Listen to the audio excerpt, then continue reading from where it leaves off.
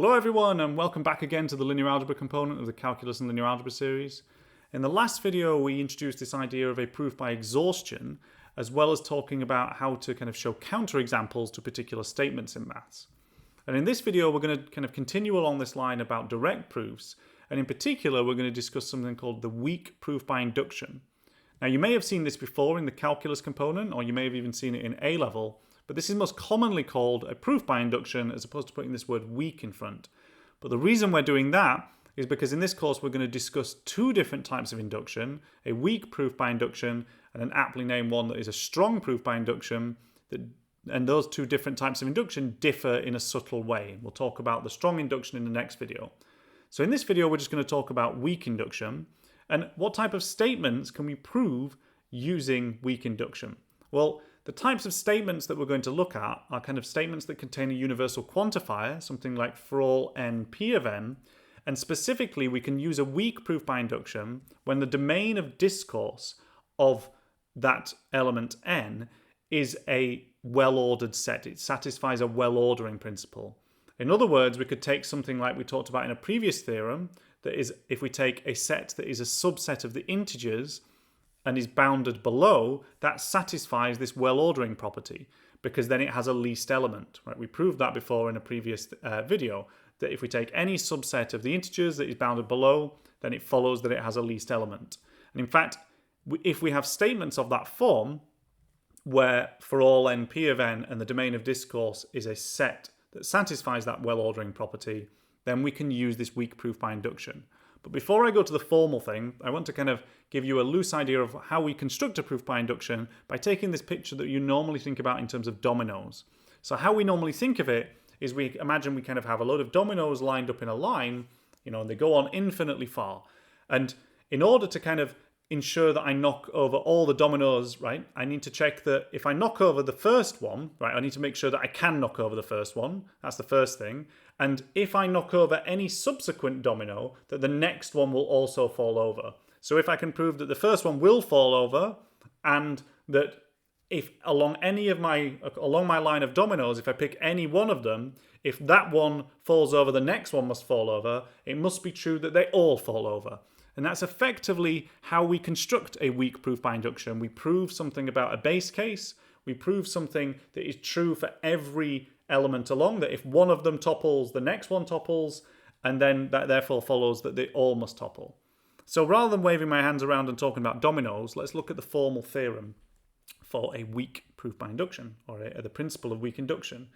So in this case, we start exactly as I said with a particular type of set. And that set is a subset of the integers in this case that has a least element. In other words, it's bounded below and therefore it has a least element. So it has this well-ordering principle. And we take p of n to be a predicate with the domain of discourse, this set. So that's important. Then the proposition for every n in S, p of n is true if the following holds. If p of s is true, and for all n in S, p of n implies p of n plus 1 is true. So if we can show that p of s is true, and for every value of n, p of n implies p of n plus 1 is true, then we've shown that for every n in S, p of n is true. So that's like our domino case. P of s is like proving that our first domino falls over, and the second one is showing that if I knock over any domino in that line, the next one must also fall over. And if those two things are true, then all of them must knock over if I knock over the first one. Okay, so let's look at a proof of this. How are we going to prove it? Well, like anything, this is an if statement. So we're going to suppose the left-hand side of the if statement. That is, suppose that p of s, and for all n in S, p of n implies p of n plus 1 is true. So it follows that as S is in S, and by modus ponens, it must follow that p of s plus 1 is true. So let's analyze that statement a bit more. Recall that modus ponens says that we've got p implies q and p, then q. So in this situation, how do we deduce that p of s plus 1 is true? We know p of s is true, and we also know p of n implies p of n plus 1 is true for every single n. So if I put n equals s in there, that tells me that p of s implies p of s plus 1 is true. But we've got p of s implies p of s plus 1 is true, and p of s is true, therefore by modus ponens p of s plus 1 is true. And it follows that we can use modus ponens now an infinite number of times, because now if we have p of s plus 1 is true, and we also know that p of s plus 1 implies p of s plus 2 is true, that by modus ponens must imply p of s plus 2 is true. So we can kind of use subsequent kind of an infinite number of times modus ponens for every single value, and we deduce by kind of utilizing modus ponens for each n in S that p of n is true for every n greater than or equal to s. So right, that just follows from these two statements and modus ponens that we've proven before was a tautology. So because S was the least element of that set, it follows that for all n in S, p of n is true.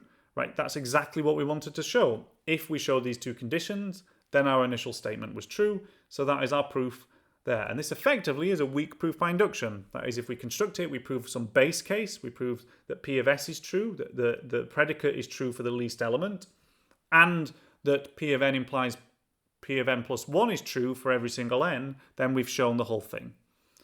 So let's look at a specific example here that you might have seen before and see how we would prove that using a weak proof by induction. So we have here, for every n in the naturals, it is the case that the sum from I equals 1 to n of I is equal to a half times n plus 1. How would we prove that? Or how would we even notice that this thing is going to use a weak proof by induction? Well, let's write this in a formal way first. Let's write this using our first order logic. So we can do that by saying that the proposition can be written as for all n in n, p of n, where p of n is the predicate, the sum from I equals 1 to n of I equals a half n plus 1. That's our predicate. So notice here now we have exactly a statement of the form before, where now n is indeed a well-ordered set, right? In other words, it satisfies this well-ordering principle. It's a subset of the integers, and it's bounded below. It's bounded below by 0, right? This is kind of our corollary that we talked about in the first video. So the least element of n, or the domain of discourse in this case, is 1, and we can show that p of 1 is true, because that's our base case, by just substituting 1 into the equation above. So if we substitute 1 into the equation above, we get the sum from I equals 1 to 1 of I, which is just 1, and then checking on the right-hand side, if we put 1 in for n, we get a half times 1 plus 1, which is also 1. So we've shown that p of 1 is true. That's like our case where p of s is true. Now we want to assume that p of n is true for some n in n. So we're not going to name the n in n, we're just going to say it's a general n in n, somewhere along my line of kind of dominoes in my picture. I'm assuming that's true, and if I can show that p of n plus 1 is true, then I've shown p of n implies p of n plus 1 is true for all n. So let's start doing that. Then it follows that I can write my kind of first line here, that we've got the sum from I equals 1 to n plus 1 of I is the same here as the sum from I equals 1 to n plus n plus 1, right? That's just a rewriting of the sum. Now, because we assumed p of n was true, it follows that the sum from I equals 1 to n of I can be written as a half n times n plus 1, right? Because we're assuming that equals a half n times n plus 1. We're assuming that p of n is true, so we can do that. And now all we need to do is we just need to rearrange this to show that that is the same as kind of the right-hand side of our equation above, but where we replace n with n plus 1. So factoring out n plus 1, we see here that we get a half times n plus 1 times n plus 2, which is exactly what we wanted. In other words, what have we shown here? We've shown that for every n, p of n implies p of n plus 1 is true. Why is it true for every n? Well, it's because we never gave a restriction on what n was. We just said take any, or it was true for some n, and our argument holds for any n in n, right? So it must hold that p of n implies p of n plus 1 is true for every single n. And therefore, by the the principle of weak induction, it follows that the whole statement is true for every n in n, p of n is true. We've shown our base case, we've shown that this implication statement is true for every m, therefore the original statement is true for every m. So that's our proof completed. And maybe it's important to point out here that in most cases when you construct an induction proof, you often do it where the set was the natural numbers and you take the base case to be 1. But notice when I constructed my kind of theorem about the principle of weak induction, that all I had was it was a subset of the integers that was bounded below. And as long as I just found the least element of that set, and I checked the base case for the least element, I could do it for all the subsequent cases. In fact, I could even generalize this even more and not just prove it for subsets of the integers that are bounded below, but we could also prove it for subsets of the integers that are bounded above, and then kind of do it the other kind of go in the negative direction. And this just follows effectively from the fact that the integers are symmetric around 0, right? If I just multiply by -1, that gets me on the other side of 0. If I multiply by -1, that gets me onto the other side. But why I was talking about that is I want to look at an example now where I can prove this thing, but my domain of discourse is not the natural numbers. So this is a statement here that I've got, which is for every integer n greater than or equal to 5, it follows that this statement is true. 2 to the power of n is greater than n squared.